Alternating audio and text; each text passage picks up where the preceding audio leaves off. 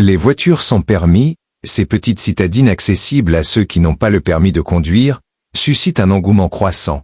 Mais sont-elles vraiment la solution idéale pour tous? Ces véhicules, qui ne nécessitent pas un permis classique, séduisent de plus en plus de personnes, notamment les jeunes, les personnes âgées et celles ayant des restrictions médicales. Mais qu'en est-il réellement? Sont-elles un moyen pratique et économique de se déplacer, ou un piège qui peut vous coûter plus cher qu'un simple permis?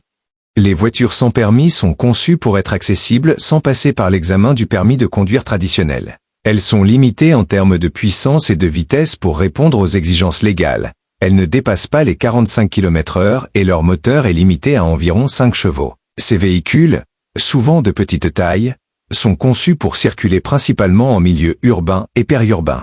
D'un point de vue pratique, elles offrent une alternative intéressante pour ceux qui, pour diverses raisons, ne peuvent ou ne veulent pas obtenir leur permis. Leur dimension compacte leur permet également de se faufiler facilement dans le trafic dense et de se garer dans des espaces restreints, un atout précieux dans les grandes villes.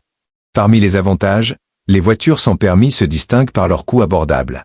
Moins chères à l'achat qu'une voiture classique, elles représentent une option économique pour ceux qui cherchent une solution de transport à faible coût. De plus, leur consommation de carburant est réduite, ce qui permet de faire des économies à long terme. Elles sont également moins chères à entretenir, grâce à leur simplicité mécanique. Les frais de réparation sont souvent plus bas, ce qui fait de ces véhicules une option particulièrement attractive pour les personnes soucieuses de leur budget.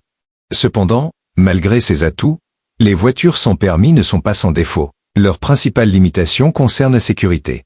Ces véhicules sont plus légers et moins robustes que les voitures classiques, ce qui les rend moins sûrs en cas d'accident.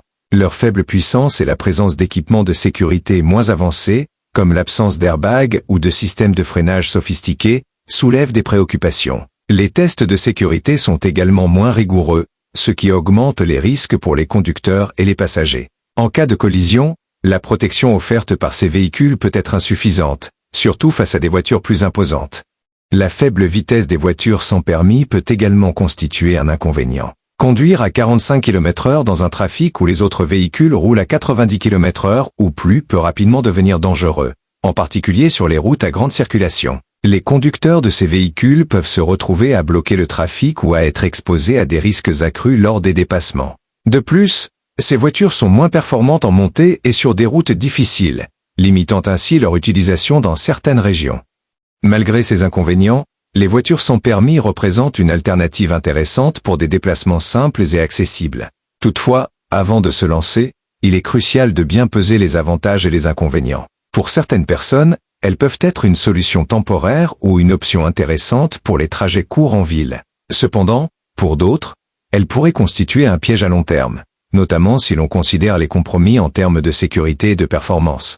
En conclusion, les voitures sans permis offrent une option de mobilité pratique et économique, mais ne conviennent pas à tous. Elles sont adaptées à certaines personnes mais présentent des limitations importantes, notamment en matière de sécurité et de performance. Avant de faire ce choix, il est essentiel de se demander si les avantages l'emportent sur les inconvénients, et si cette solution est réellement la meilleure pour vos besoins. Alors, la voiture sans permis est-elle la révolution qu'elle prétend être, ou un simple effet de mode?